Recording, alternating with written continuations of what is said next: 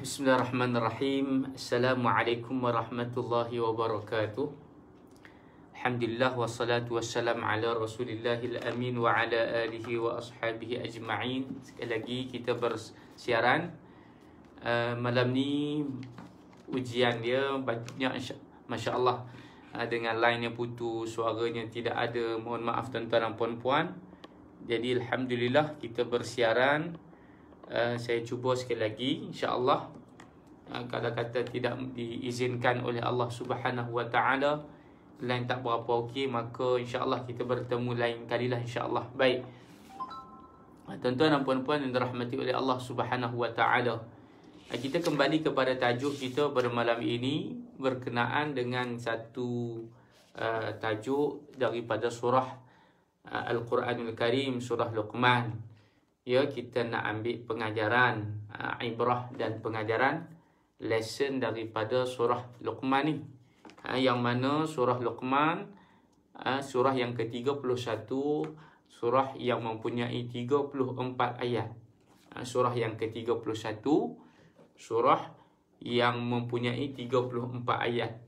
Dan Allah Subhanahu Wa Taala menceritakan kepada kita, Luqman ini seorang lelaki yang mana dia mengambil upah potong kayu. Allah bagi kepada dia karamah, kemuliaan. Dia setiap daripada perkataan dia, daripada patah perkataan yang keluar daripada lisan, daripada mulut dia tu, kebanyakannya semua membawa makna yang tersurat dan yang tersirat. Bila saya cerita tadi ni, di mana seorang perempuan yang hantar kepada dia seekor kambing, minta kepada dia supaya diberikan anggota yang terbaik. Maka Luqman bagi kepada, setelah sembelih kambing tersebut, Luqman bagi kepada wanita tu lisan ataupun lidah dan juga hati. Sembelih, Luqman bagi kepada perempuan tu lidah dan juga hati. Kemudian perempuan tu pun suruh Luqman sembelih kambing yang lain pula. Bagi kambing yang lain pula. Kemudian minta kepada Luqman, kata dia, aku nak anggota yang tak baik pula. Mula-mula dia minta daripada Luqman anggota yang baik. Luqman bagi kepada dia lidah dan hati. Kemudian kali yang kedua dia minta kepada Luqman, Luqman sembelih kambing itu, dia kata aku nak anggota yang tidak baik. Aku nak anggota yang tidak baik. Jadi Luqman pun bagi kepada dia lidah dan juga hati. Tuan-puan yang dirahmati oleh Allah Ta'ala sekalian, maka pengajaran yang dapat kita ambil daripada peristiwa ni, di mana Luqman nak habaq kepada kita, yang baik dan yang tak baik adalah lidah dan hati.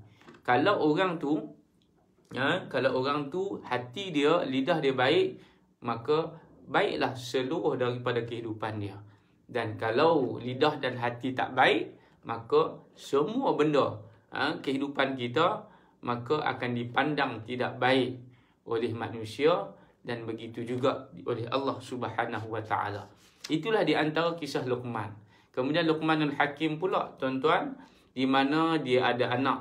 Dia bawa anak dia keluar daripada kampung, bawa anak dia berjalan, bawa menunggang himar. Dan himar ini juga disebut di dalam surah Luqman. Pada ayat yang ke-19, cerita pasal suara binatang yang tidak disukai oleh manusia. Binatang yang mana suara dia sangat buruk, iaitulah suara himar, keldai. Jadi dia bawa keldai, tunggang keldai, kemudian orang nampak. Pada mulanya orang tengok dia duduk di bawah, budak tu ataupun anak dia duduk di atas. Jadi orang pun kata, kenapa anak kamu duduk di atas sedangkan kamu orang tua, kamulah patut duduk di atas. Budak tu patutnya duduk di bawah sebab dia anak. Kemudian masuk kampung yang kedua, Luqman pun ubah posisi. Bagi anak dia duduk di bawah, dia pula duduk di atas. Tuan-puan. Kemudian masuk kampung yang ketiga, orang kata, masuk kampung yang kedua, orang kata pula, kata kenapa anak kamu duduk di bawah sedangkan dia anak, dia budak. Kamulah patut duduk di bawah. Jadi tadi dah duduk di bawah dah dia. Masuk kampung yang ketiga, oleh kerana nak meraihkan manusia kata-kata orang ni, maka Luqman pun dengan anak dia dua-dua turun bawah. Bawa lah keldai tu, tarik. Masuk kampung yang ketiga pun orang ingatkan orang nak diam. Rupanya orang kata lagi, dah ada keldai, duduk pula di bawah. Tarik keldai. Buat apa? Naiklah duduk di atas. Tuan-tuan dan puan-puan, masuk kampung yang keempat, orang kata kesian kat keldai tu. Hampa dua dah lah berat, duduk di atas, kesian kat dia. Nak habaq kepada kita bahawa apa yang kita buat, tuan-tuan dan puan-puan, sebenarnya semua tak kena pada manusia. Dan kita nak dapat kepuasan, nak dapat pujian daripada manusia, jangan harap. Dan pujian kita bukan nak daripada manusia, kita bukan nak pengiktirafan daripada manusia, kita buat sahaja. Itu adalah konsep tawakal kepada Allah Subhanahu Wa Taala. Do everything, buatlah tuan-tuan dan puan-puan. Kerana kalau kita nak mengharapkan pandangan, nak mengharapkan pujian, nak mengharapkan kepuasan daripada manusia, sampai bila-bila pun kita tidak akan mendapat pujian. Kita tidak akan mendapat keikhlasan, kepuasan daripada manusia. Yang kita nak adalah pandangan, pengiktirafan daripada Allah Subhanahu Wa Taala. Itu sahaja tuan-tuan. Hidup ni itu ya. Kita nak apa? Iyyaka na'budu wa iyyaka nasta'in. Hanya sahaja kepada Allah Subhanahu Wa Taala yang kita harapkan pertolongan, dan kita mengharapkan pahala ganjaran daripada Allah Subhanahu Wa Taala. Kita tidak mengharapkan daripada manusia. Muslimin dan muslimat yang dirahmati oleh Allah Subhanahu Wa Taala. Dan ingat, setiap apa yang Allah berikan kepada kita, pasti ia bernilai hikmah dan ganjaran, balasan daripada Allah Ta'ala. Yang buruk kita buat, dapat balasan. Yang baik kita buat, dapat ganjaran daripada Allah Subhanahu Wa Ta'ala. Jadi surah Luqman, tuan-tuan dan puan-puan, Allah Subhanahu Wa Ta'ala memulakan surah ini dengan yang dimulai dengan Alif Lam Mim. Alif Lam Mim. Alif Lam Mim ini, makna daripada perkataan ini, makna daripada huruf ini, sebahagian ulama mereka menyerah makna yang tersirat ini daripada apa? Daripada Allah Subhanahu Wa Taala. Makna kita ni tak tahu. Hanya Allah Subhanahu Wa Taala yang mengetahui apakah makna di sebalik daripada perkataan. Dia panggil harful muqata'ah. Huruf-huruf alif lam mim qaf dan sebagainya. Dan sebahagian ulama mereka mentafsirkan iaitu menunjukkan kebesaran daripada Allah Subhanahu Wa Taala, menunjukkan bahawa kita ini manusia lemah, tidak tahu. Baik, ayat yang kedua, Allah cerita kepada kita, tilka ayatul kitabil hakim. Tuan-tuan dan puan-puan, Allah kata inilah ayat-ayat, tanda-tanda, surah-surah yang Allah turunkan kepada Nabi Muhammad, kepada umat Nabi Muhammad sallallahu alaihi wasallam, yang mengandungi hikmah, yang mengandungi bijaksana, yang mengandungi cerdik pandai. Tilka ayatul kitabil hakim. Itulah. Apa makna itulah? Itulah tanda-tanda, itulah kitab. Kitab samawi, Al-Quran, yang diturunkan kepada Nabi Muhammad sallallahu alaihi wasallam. Kepada apa? Kepada kita, untuk kita mengambil hikmah dan pengajaran. Makna tadi kita dah sebut dah tentang pengajaran daripada cerita Luqman ni. Pengajaran dia apa? Satisfied ataupun satisfaction daripada manusia tidak akan tercapai. Tidak akan kita achieve sampai bila-bila. Kerana manusia tu dia punya nafsu. Yang mana nafsu ini tidak pernah cukup dan tidak pernah puas. La tashbah. Nafsu tak pernah puas. Makan, kenyang sekali lagi nak makan lagi. Dapat satu nak lagi. Tuan-tuan dan puan-puan, apa yang saya sebut ni sebenarnya berlaku kepada kita semua. Dan inilah hakikatnya apabila kita berada di atas muka bumi Allah Subhanahu Wa Taala. Allah uji kita dengan perihal-perihal yang sedemikian. Maka petunjuk beruntunglah orang yang mendapat petunjuk daripada Allah Subhanahu wa taala. Petunjuk, hidayah, rahmat, kasih sayang daripada Allah Subhanahu wa taala. Jadi tuan-tuan, Allah kata hudan wa rahmatan lil muhsinin, sebagai petunjuk dan rahmat bagi orang-orang yang melakukan kebaikan. Hudan tu apa? Petunjuk. Hidayah ni banyak. Hidayah yang berbentuk datang dengan ilmu, hidayah yang berbentuk datang dengan musibah, hidayah yang datang dalam keadaan Allah berikan wahyu, hidayah yang berbentuk datang daripada manusia, hidayah yang berbentuk datang daripada alam, hidayah yang berbentuk datang daripada muhasabah, hidayah yang berbentuk datang daripada musibah. Ini dipanggil petunjuk. Ada orang yang dia dapat petunjuk daripada Allah Ta'ala dengan sebab dia sakit. Tiba-tiba bila kita sakit, Allahu Akbar, dia rasa apa? Dia rasa nak sembahyang.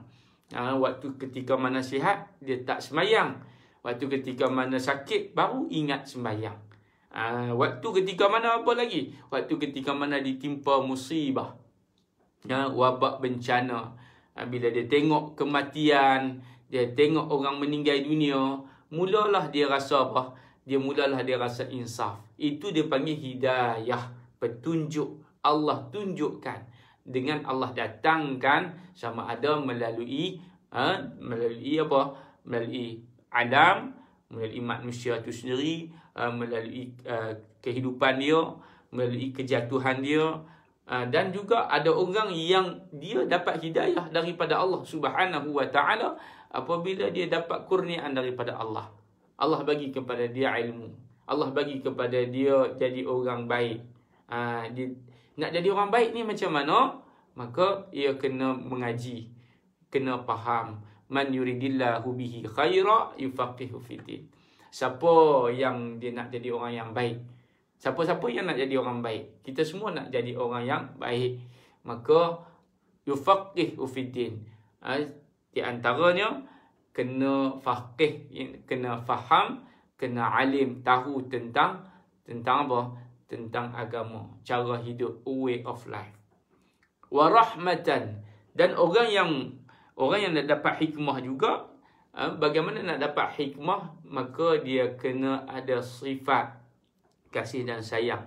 Rahmat tu iaitulah mendapat rahmat, kasih dan sayang daripada Allah Subhanahu wa taala. Kasih dan sayang kepada orang-orang yang melakukan kebaikan. Jadi kena ada rasa cinta lah, kena ada rasa sayang lah. Bila kita tengok orang buat kebaikan, oh dia ni mengaji, dia ni sembahyang, dia ni buat baik, maka kita cinta kepada dia. Kalau kita tak boleh nak bagi bantuan, kalau kita tak boleh nak bagi sokongan, dengan rasa kita seronok bila ada orang hak macam tu pun kira dia. Jangan kita bila kita tengok orang buat baik, kita jadi benci, kita jadi tak suka. Ini adalah masalah hati. Bila orang itu buat kebaikan, bila dilihat oleh orang lain, maka dia rasa cinta. Itu menunjukkan bahawa apa? Hati dia Allah Subhanahu wa taala bagi kasih dan sayang. Maksud tanda-tanda orang yang mendapat kecintaan daripada Allah Ta'ala, mendapat rahmat, kasih sayang daripada Allah, maka apabila orang itu buat kebaikan, dia tengok, maka dia rasa cinta. Bukan cinta kat orang tu, tapi cinta akan perbuatan yang dilakukan. Macam contohnya hari ni kita tengok orang sedekah, orang tolong orang bantu orang lain. Jadi kita pun rasa apa? Rasa seronok atas perbuatan dia tu. Ini menunjukkan bahawa Allah berikan kepada kita rahmat dia. Allah berikan kepada kita kasih sayang dia. Sebab kita ada rasa cinta dan sayang kepada apa? Kepada orang yang melakukan kebaikan. Okey? Ayat yang ketiga, ayat yang keempat, allazina yuqimunas salata wa yu'tunaz zakata wa hum bil akhirati hum yuqinun. Tuan-tuan dan puan-puan, kuliah kita pada malam ini dianjurkan oleh Surau Taman Ros 2 Rawang. Ni kuliah kita pada malam ini dianjurkan oleh surau. Baik. Kita tengok balik pada ayat yang keempat. Tadi habis ayat yang ketiga. Ayat yang keempat, allazina yuqimunas salata wa yu'tunaz zakata wa hum bil akhirati hum yuqinun. Allah kata mereka-mereka yang berkait ayat yang ketiga dengan ayat yang seterusnya, dia panggil munasibul ayat. Yang berkait dengan ayat ini apa? Nak jadi orang baik, nak dapat rahmat kasih sayang daripada Allah Subhanahu wa taala, maka kita kena apa? Kena mendirikan sembahyang. Solat kena jaga. Orang yang mendirikan sembahyang ni kena berdiri. Qiyam, kena qamah. Qamah tu berdiri. Sebab itu dia panggil apa? Yuqimunas salah. Mereka yang melaksanakan solat, mendirikan solat. Sebab tu asal-asal solat ni, kalau orang tu sihat, dia kena solat dengan berdiri. Kalau tak boleh berdiri, barulah duduk, baring dan juga guna isyarat mata. Orang yang mendirikan sembahyang, orang-orang yang mendirikan sembahyang ni adalah orang-orang yang baik. Allah kata orang yang mendirikan sembahyang ni adalah orang yang mendapat kasih sayang daripada Allah Subhanahu wa ta'ala. Sembahyang adalah merupakan rukun Islam yang kedua setelah daripada mengucap dua kalimah syahadah. Maka salat merupakan tiang kepada agama. Tiang tu apa? Pasak. Tiang tu dia panggil piling, fundamental. Jadi tiang tu kena kukuh, tiang itu kena cantik, tiang itu kena awal, tiang itu kena mantap, barulah kehidupan kita akan tenang. Sebab apa orang itu tak tenang? Sebab sembahyang dia kadang-kadang tak tenang. Sebab apa orang itu dia keluh kesah? Sebab solat dia keluh kesah. Sebab apa rezeki dia dapat banyak tapi tak cukup? Sebab solat dia tak cukup. Sebab sembahyang dia tak cukup khusyuk. Sembahyang dia tak cukup sempurna. Itu sahaja. Wa yu'tunaz zakata. Dan apabila mereka yang menunaikan solat, maka mereka membantu orang lain dengan menunaikan hak yang wajib ke atas kita sebagai umat Islam kepada orang lain, khususnya umat Islam yang lain, iaitulah dengan membayar zakat. Zakat pendapatan, zakat fitrah yang pertama, zakat pendapatan, zakat pertanian, zakat simpanan, zakat pelaburan dan sebagainya. Ini dia kena mengaji dalam bab zakat.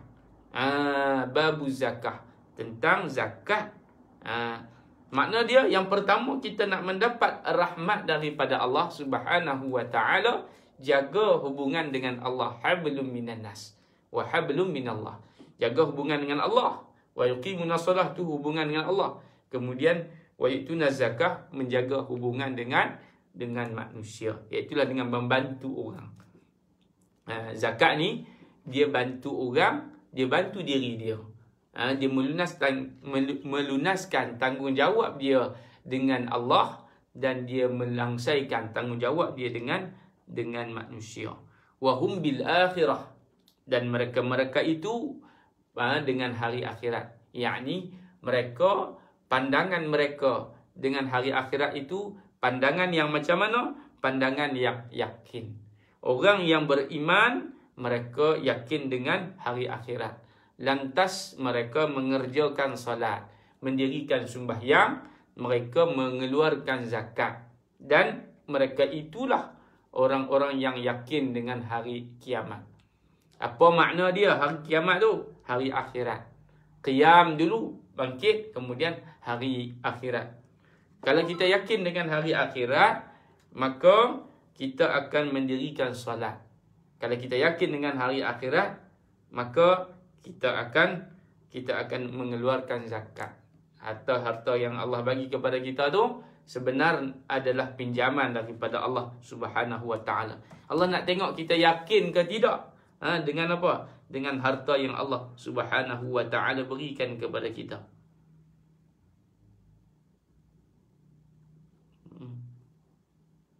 Baik. Tuan-tuan dan puan-puan, ulaika ala hudan min rabbihim. Mereka-mereka yang berada di atas petunjuk berada di atas jalan, orang yang mendapat hidayah daripada Allah Subhanahu wa taala, mereka itulah orang-orang yang berjaya.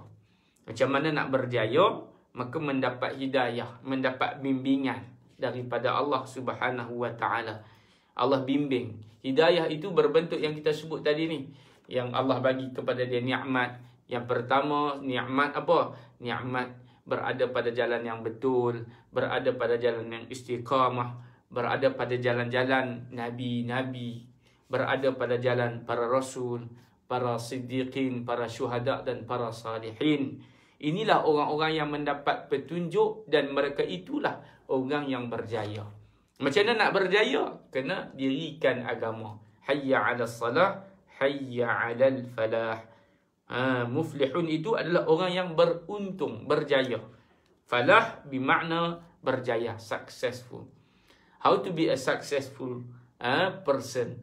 Nak jadi orang yang berjaya, beruntung adalah dengan kita mendapat petunjuk, kita mendapat perhatian daripada Allah Subhanahu wa taala. Itulah orang yang berjaya.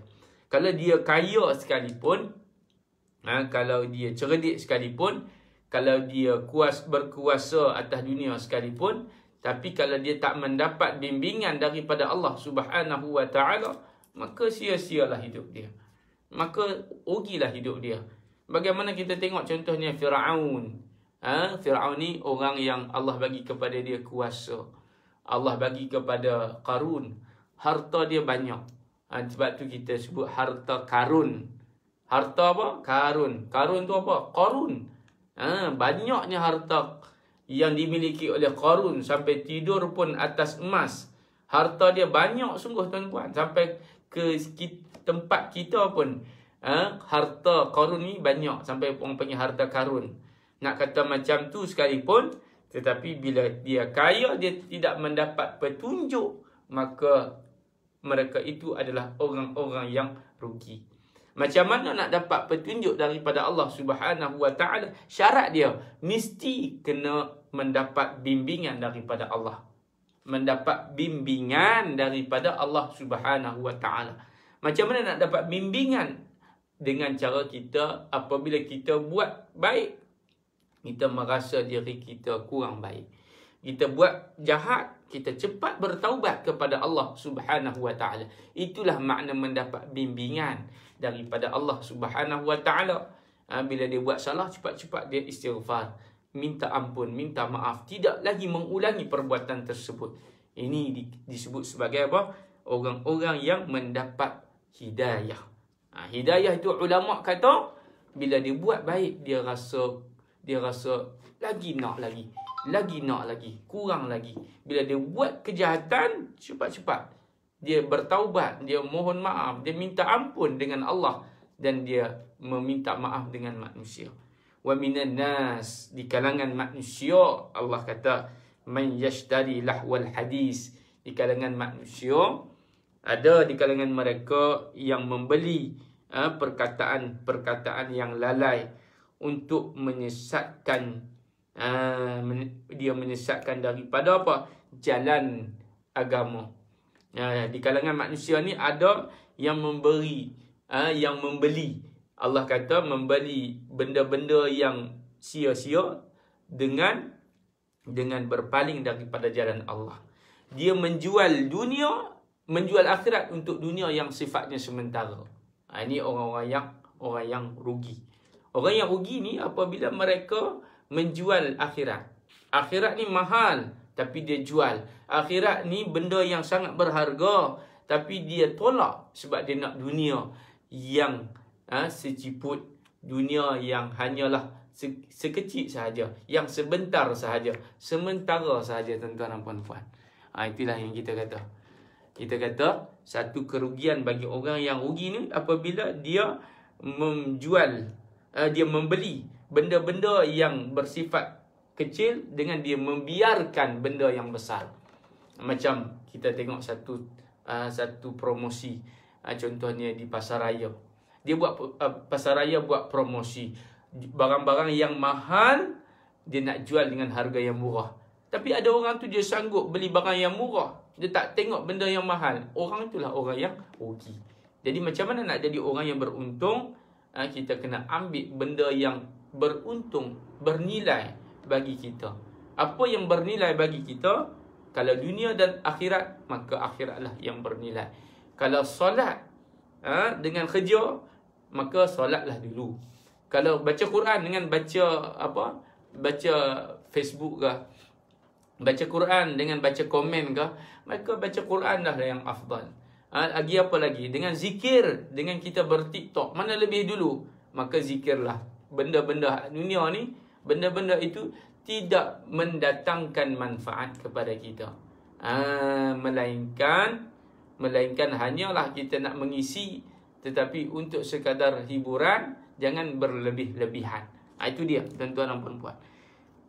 Bahkan Allah Subhanahu wa taala kata wa yattakhizaha huzwa, dan dia menjadikan barang-barang agama ini dengan benda-benda yang ejekan. Dia menganggap benda-benda agama ni sebagai bahan ejekan, sebagai bahan gurauan, bahan gurau senda. Ulaika lahum ma'azabun muhin, dan bagi mereka itulah siksa yang sangat hina, tuan-tuan. Jadi ada pengumuman audio kuliah, ada pengumuman, ada hadiah RM100 menanti anda. Tuan-tuan dan puan-puan boleh jawab kuis yang mana telah disertakan. Boleh jawab kuis tersebut, insya-Allah. Ini daripada audio kuliah, ada iklan. Tuan-tuan dan puan-puan yang berminat untuk mendapatkan RM100, maka boleh menjawab soalan kuis-kuis yang berbentuk ilmiah, insya-Allah, tuan-puan. Baik, kita tengok kepada ayat yang seterusnya. Wa iza tutla alaihi ayatuna, dan ketika mana dibacakan kepadanya ayat-ayat. Ayat-ayat ni makna dia apa? Al-Quranul Karim. Walla mustakbira, mereka dan dia berpaling.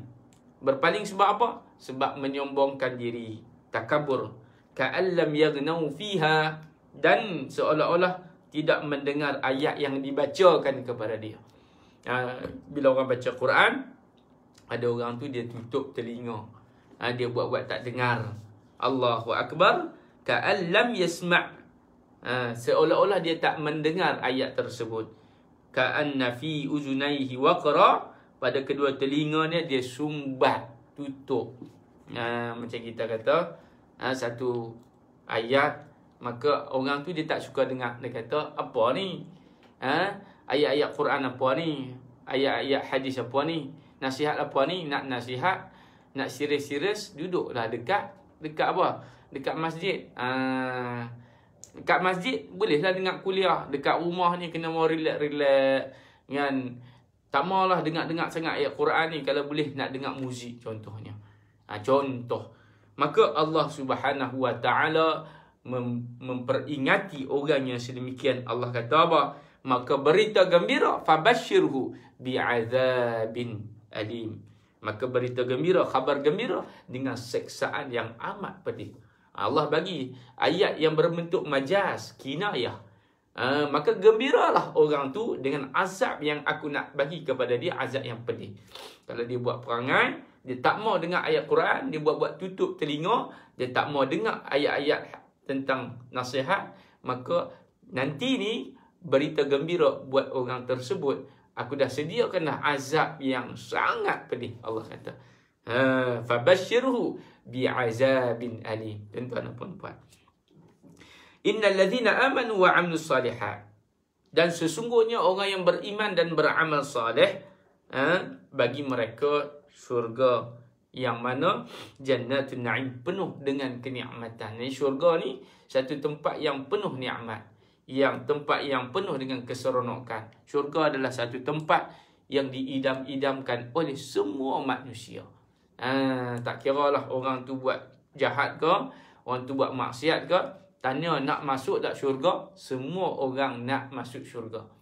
Tapi persoalannya, layakkah kita ni nak masuk syurga? Kalau rasa tak layak, maka kena layakkan diri kita, kena bersiap sedia. Banyak dosa yang kita buat, banyak kesilapan yang kita buat. Allah Subhanahu Wa Taala sahajalah yang tahu. Malunya kita dengan Allah Subhanahu Wa Taala atas dosa yang kita buat. Tapi Allah ni dia Maha Pengampun. Allah kata, innal ladzina amanu, orang yang beriman, orang yang baik, yang beramal, yang bertindak, orang yang buat kebaikan, maka Allah bagi kepada dia syurga yang penuh dengan kenikmatan. Khalidina fiha. Masuk syurga macam mana? Masuk syurga dalam keadaan yang kekal. Masuk tu tak keluar dah. Masuk tu kita tidak keluar dah daripada syurga. Itu yang seronok. Tapi kalau masuk neraka, Allah keluarkan juga daripada neraka orang-orang yang memegang title fasik. Allah ni maha pengampun, Allah ni maha penyayang. Yang kita duk sebut Bismillahirrahmanirrahim. Allah ni dengan sifat penyayang dia, kesian dia kepada kita, kasihnya kepada hamba-Nya. Orang tu buat dosa, masuk neraka, kena seksa. Akhirnya Allah keluarkan daripada neraka, masuklah mana? Masuk syurga. Itu dia tuan-tuan. Itu akhir sekali masuk syurga. Tapi jangan sampai duduk title munafik dan juga kafir. Duduk title munafik dan kafir, maka tak keluar dah. Innal munafiqina fi darkil asfali minan nar. Allah kata orang munafik ini duduk dalam neraka, tak keluar dah. Walan tajida lahum nasira. Apa makna walan tajida lahum nasira? Bagi mereka tidak akan ditolong. Allah tak tolong dah. Sampai sudah dia duduk dalam neraka. Na'udzubillahi min zalik. Itu yang kita takut, tuan-tuan dan puan-puan. Baik itu jahat mana pun kita, jangan sampai kita ni munafik dan juga kufur kepada Allah Subhanahu Wa Taala. Wa iza tutla alaihi ayatuna, habis ayat tu, khalidina fiha, dan dia di dalamnya kekal orang-orang yang Allah sediakan kepada mereka itu yang Allah janji. Apa yang Allah janji, Allah bagi. Wa huwal azizul ghafur, dan dialah yang maha perkasa lagi maha bijaksana. Allah ni dia maha perkasa. Perkasa ni Allah ni maha membalas. Allah kalau dia nak, dia bagi. Kalau dia tak mau bagi, dia tak mau bagi. Allahu Akbar. Dia nak kita mulia, dia muliakan. Kalau dia nak kita hina, dia hinakan kita. Na'udzubillahi min zalik. Sebab itu makna perkasa. Allah ni maha hakim, bijaksana. Khalaqas samawati bi ghairi amadin tarawnaha. Khalaqas samawat, dialah yang menciptakan langit dengan tiada tiangnya. Allah bagi jadi kita ni duduk atas bumi ni, dia ada langit atas dia. Langit ni dia panggil awan ni sahab. Atas daripada sahab tu, langit tu dia panggil samawat. Langit-langit yang berlapis-lapis. Yang pertama, yang kedua, yang ketiga, sampai 7 lapisan langit. Sab'a samawat tibaqa, bertingkat-tingkat. Dan kita ni, apabila kita tengok langit, maka langit itu subhanallah, langit dengan bumi tidak ada tiang. Tidak ada tiang, maknanya tidak ada, kita panggil apa? Tiang. Macam rumah ni kena ada tiang. Kalau tak ada tiang, jatuh. Tapi langit ni tak ada tiang. Allah bagi jadi, tak jatuh pun. Sikit pun tak jatuh. Langit ni cantik. Siang malam bersilih ganti. Subhanallah. Inna fi khalqis samawati wal ardi wa ikhtilafil laili wan nahar la ayatin li ulil albab. Jadi petanda, petunjuk bagi orang-orang yang nak mendapat peringatan, nak mengambil pengajaran daripada apa yang Allah Subhanahu Wa Taala jadikan. Itulah tuan-puan. Wa alqa fil ard, dan dia meletakkan di bumi itu apa? Gunung ganang. Allah jadikan bumi ni sebagai pasak, sebagai paku bumi, dan agar bumi ni function dia, fungsi kepada bumi ni, agar tidak fungsi kepada gunung ni agar tidak goncang. Allah bagi jadi gunung ni tak goncang. Sebab tu gunung-gunung jangan kita tarah. Bila tarah habis gunung, nanti akan banjir. Nanti bumi ni tidak akan stabil. Sebab apa? Sebab tangan-tangan daripada tangan manusia. Tarah habis, tuan-tuan dan puan-puan. Sebab nak kekayaan tu sampai tarah habis. Rosak muka bumi. Zaharal fasadu fil barri wal bahr bima kasabat aydin nas. Sebab apa bumi rosak? Sebab tangan-tangan manusia. Apa yang mereka buat rosak. Kerosakan yang berlaku di atas muka bumi. Dengan apa? Dengan Allah Subhanahu wa ta'ala jadikanlah gunung sebagai pasak dia, sebagai paku kepada bumi. Dan Allah menebarkan dalamnya daripadanya berbagai-bagai dabah. Dabah ini binatang-binatang yang melata, yang berkaki 4, yang berkaki 2, yang melata di atas muka bumi Allah, dia panggil dabah, binatang-binatang. Bila kita tengok macam contohnya apa? Biawak, kita tengok apa lagi binatang-binatang. Mereka ini adalah merupakan makhluk-makhluk yang bertebaran di atas muka bumi Allah Subhanahu wa ta'ala, yang berkongsi nikmat dengan kita. Binatang. Wa alqa fil ard wa anzala minas sama'i ma'an fa anbatna fiha min kulli zawjin karim. Dan kami menurunkan, kata Allah Subhanahu wa ta'ala, daripada langit itu apa? Allah turunkan daripada langit itu air yang berupa air apa? Air apa? Air hujan. Air hujan turun tu, kemudian adanya pokok-pokok yang subur tumbuh, dan padanya Allah Subhanahu wa ta'ala jadikan tanaman, buah-buahan daripadanya, pasangan-pasangan jenis tanaman. Bukan kata manusia saja yang ada pasangan laki perempuan, bahkan binatang pun ada jantan dan betina. Pokok ni pun ada pokok jantan, pokok betina. Buah jantan, buah betina. Ni Allah bagi jadi yang sangat-sangat indah. Karim. Hada khalqullah. Inilah ciptaan yang Allah Subhanahu wa ta'ala ciptakan agar kita dapat melihat. Madza, apa dia? Madza, apa dia? Kita kena tanya apa dia ni? Tanya, belajar, tahu hukum hakam dunia, hukum hakam tentang kehidupan. Madza itu apa? What itu apa? Pertanyaan. Bila ada soalan, maka ada jawapan. Bila kita nak tahu satu benda, kita kena cari ilmu. Nak cari ilmu, kena ada guru, kena ada akhlak, kena ada tata tertib, kena ada dia punya proses dia, kena ada dia punya cara dia, kena ada dia punya matlamat dia, kena ada dia punya semangat dia. Dan Allah Subhanahu wa ta'ala kata apa? Fa'aruni, maka perlihatkanlah kepadaku apa yang telah diciptakan oleh Allah Subhanahu wa ta'ala, dan daripada yang lain. Selain daripada, ada tak? Ada tak benda yang lain Allah Subhanahu wa ta'ala jadikan? Makna dia, ada tak selain daripada yang menciptakan ini daripada Allah? Tidak ada. La ilaha illallah. Tidak ada Tuhan yang layak disembah melainkan Allah Subhanahu wa ta'ala. Lepas tu kita kembali kepada pandangan kita bila tengok satu benda. Subhanallah, alhamdulillah, Allahu akbar. Bal zalimuna fi dhalalin mubin. Orang-orang yang zalim, orang-orang yang musyrik itu berada dalam kesesatan yang nyata. Apakah tanda-tanda orang yang zalim? Adalah orang yang mensyirikkan Allah Subhanahu wa ta'ala. Jadi orang yang mensyirikkan Allah itulah orang yang zalim.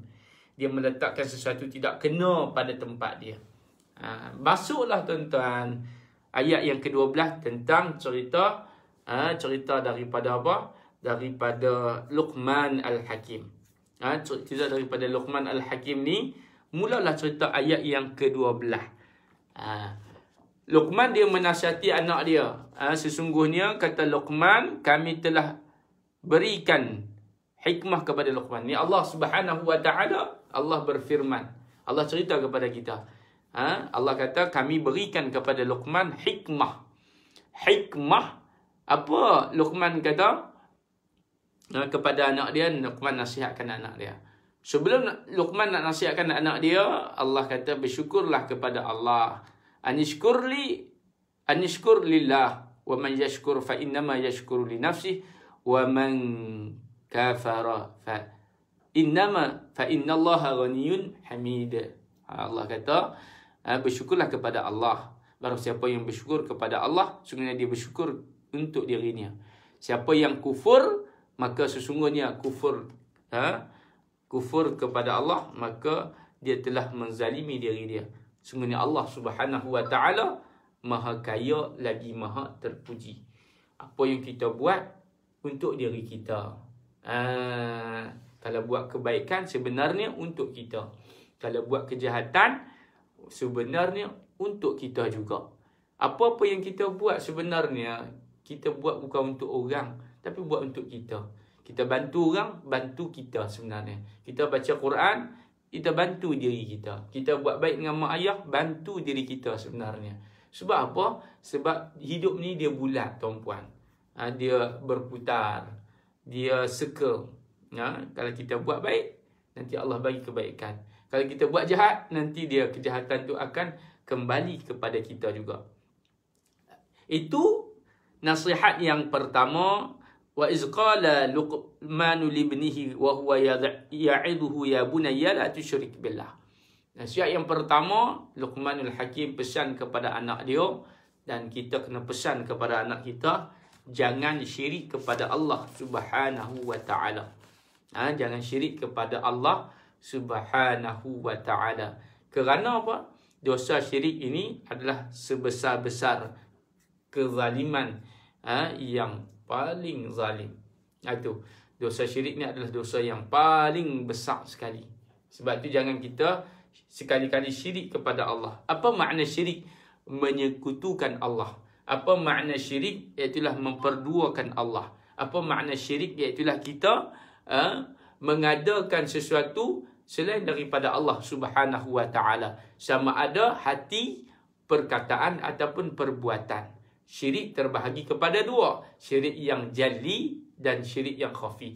Yang terang-terang setiap hari Ahad, ataupun terang-terang dia mengucap di bahawa dia nak masuk agama lain, ataupun dia murtad, ataupun dia sembah tokong, sembah selain daripada Allah. Ataupun yang kedua, syirik yang berlaku yang tak sedar. Itulah syirik dengan cara tidak sedar. Syirik yang tersembunyi. Iaitulah dia, hati dia tu ada perasaan, satu berkongsi sifat yang mana Allah Subhanahu wa taala marah bila kita ada sifat tu. Menyekutukan sifat yang mana tidak layak bagi kita, yang layak bagi Allah, tapi kita ada sifat tu. Sombong, riya, takabur, sum'ah dan sebagainya. Kibria, rasa besar diri, itu dia panggil syirik yang tersembunyi.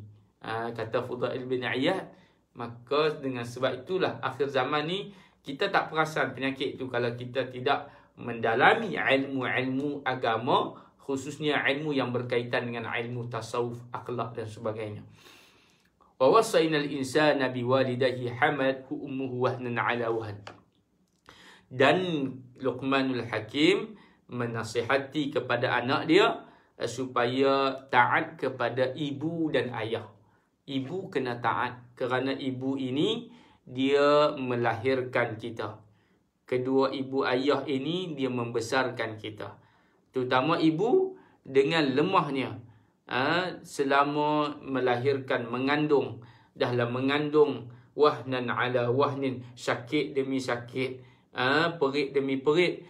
Kemudian wafisaluhu, dah lahir susu pula, masa amain 2 tahun. Anishkur li wa liwalidayka ilayal masir, dan bersyukurlah kamu kepada Allah Subhanahu wa taala, terima kasihlah kamu kepada ibu dan ayah.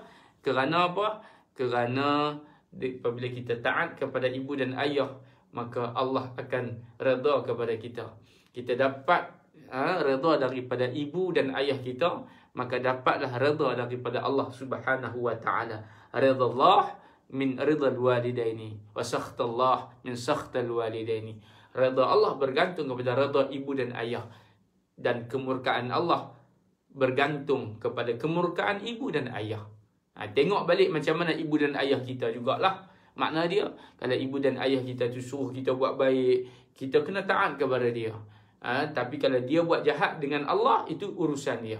Kita dengan ibu dan ayah kita, mesti kita kena taat kepada dia. Selagi mana perintah yang dia suruh itu menunjuk kepada kebaikan. Soal dia dengan Allah, itu kita jangan masuk campur. Kita tegur saja dengan cara yang terbaik. Tapi kalau dia dengan Allah Subhanahu Wa Taala, kita dengan ayah kita, dia tetap ibu dan ayah kita, kena taat kepada mereka. Makna taat itu selagi mana perintah itu tidak membawa kepada kemurkaan Allah Subhanahu Wa Taala. Wa in jahadaka 'ala an tusyrika bi ma laysa laka bihi 'ilm fala tuti'huma wa sahibuhuma fi dunya ma'rufa. Allah kata, dan jika kedua-duanya memaksa kamu menyekutukan Allah Subhanahu Wa Taala, maka tidak ada bagi kamu tentangnya ilmu, maka janganlah mentaati. Itulah yang kita sebut tadi. Selagi mana perintah yang diperintahkan oleh ibu dan ayah kita tu menyuruh kepada kebaikan, maka kena taat. Kalau tidak menyuruh kepada kebaikan, maka janganlah mentaati mereka. Wasahibuhuma, dan bergaullah dengan ibu dan ayah kita dengan tahap pergaulan yang baik. Cakap dengan lemah lembut, cakap dengan sopan, jangan menjerit, jangan tengking.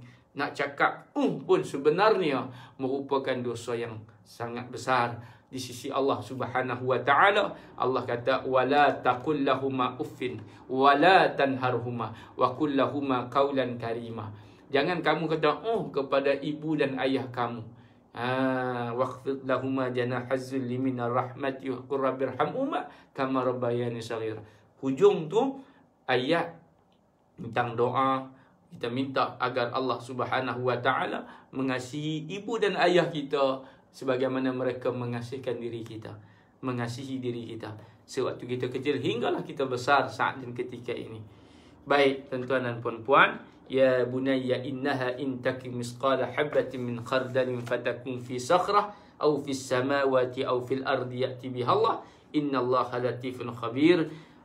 Kata Luqman kepada anak dia, sesungguhnya seberat-berat perbuatan, iaitulah habbah, biji daripada sawi itu berada pada batu besar atau di langit atau di bumi, maka akan mendatangkannya Allah Subhanahu Wa Taala. Tentang ni ayat yang ke-16 tu, Luqman kata, wahai anakku, sungguh jika ada sesuatu perbuatan seberat biji sawi dan berada dalam batu ataupun di langit atau di bumi, saya Allah akan memberikan balasan. Makna setiap perbuatan yang kita buat tu, walaupun sekecil yang kita buat, maka jangan kita tinggalkan. Do not take for granted. Jangan ambil benda tu mudah. Walaupun kecil, buatlah. Kadang-kadang benda yang kecil itulah benda yang akan menyebabkan Allah pandang. Walaupun benda itu benda yang orang tak nampak, kita buatlah. Kerana apa? Kerana mungkin hal itulah yang akan menyelamatkan kita. Sebab macam contoh saya ni, dahlah banyak kekurangan, kita banyak dosa. Jadi macam mana, tak tahu apa satu pun kebaikan yang kita buat yang Allah angkat, maka buatlah. Kata ulama dalam kitab, ulama kata ulama sebut kepada kita, jika kamu tak boleh buat semua, jangan tinggal semua. La yatruku juluh, la yatruku juluh. Kalau kamu tak boleh buat semua, jangan kamu tinggal semua. Jangan kamu tinggal semua.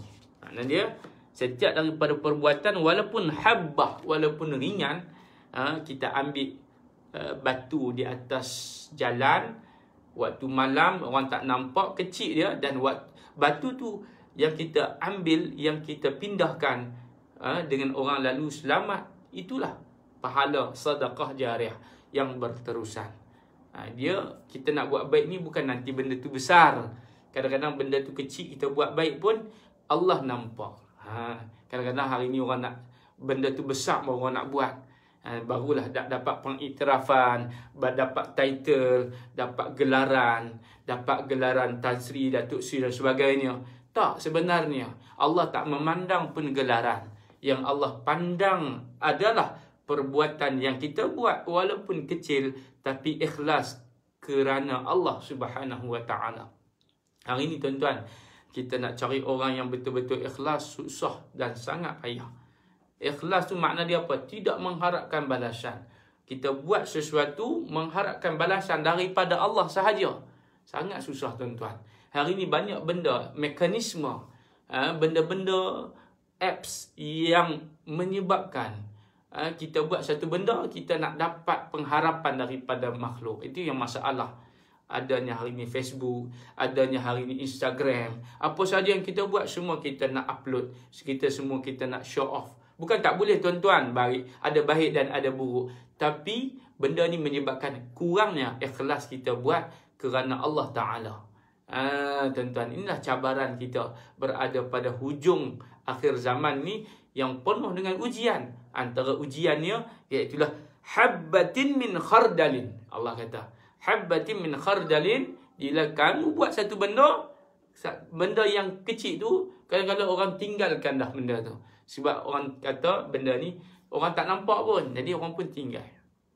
Jadi kembali kepada ayat ni, mudah-mudahan kita mendapat title orang yang ikhlas. Dan ikhlas ni pula banyak perbincangan dia. Ikhlasul abidin, ikhlasul muridin, ikhlasul muhibbin, ikhlasul arifin. Banyak tingkatan ikhlas. Ikhlas yang buat kerana nak dapat syurga, nak dapat pahala, kerana cinta, dan buat kerana nak dapat redha daripada Allah Subhanahu wa taala, dan buat kerana tak minta apa-apa, tapi dia minta pandangan, dia minta kasih sayang. Sebab apa? Dia itu hamba. Allah dah bagi macam-macam kepada dia. Sebab tu dia buat. Itu tuan-tuan dan puan-puan, ikhlas yang paling tinggi, ikhlas bagi para nabi-nabi dan para rasul. Wala tus'ir khaddaka linnas. Sebelum tu, ya bunayya aqimis salah. Antara nasihat yang kita kena nasihat anak-anak kita. Dan sebagaimana nasihat Luqman kepada anak dia, jangan tinggalkan sembahyang. Aqimis salah. Sembahyanglah. Sembahyanglah. Dan dengan sembahyang itu apa? Dapat mencegah diri kita daripada melakukan perbuatan keji dan mungkar. Dan dengan sembahyanglah, maka Allah perintahkan manusia untuk berbuat kebaikan dan mencegah kemungkaran. Wasbir, dan bersabarlah dengan apa yang telah menimpa kamu. Dan sabarlah dengan apa yang telah menimpa kamu. Allah suruh kita bila sembahyang, kita buat baik, kita tinggalkan perbuatan yang tak baik, dan kemudian kita kena sabar. Apa yang menimpa kita, susah ke, senang ke, kena sabar. Susah, sabar.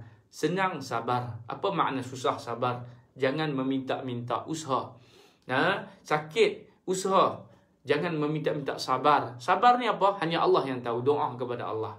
Kalau kita senang pun, ujian juga. Kena sabar. Macam mana kita nak sabar dengan kesenangan?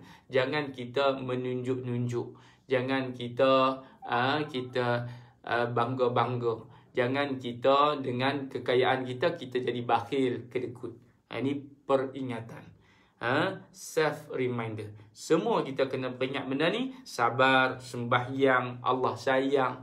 Semacam mana yang disebut oleh sahabat kita, Abid Liu, dia habaq benda yang sama. Allah sayang, jaga sembahyang, jaga ibu ayah. Sebenarnya benda-benda tu adalah benda yang basic. Dan benda tu kena peringat. Sebab manusia lupa benda-benda yang basic. Dia banyak ingat benda-benda yang furuk, sehingga dia lupa benda yang fundamental. Jadi kita kembali balik kepada Al-Quran, benda yang fundamental, benda yang basic, benda yang peringat tentang benda yang basic kepada kita.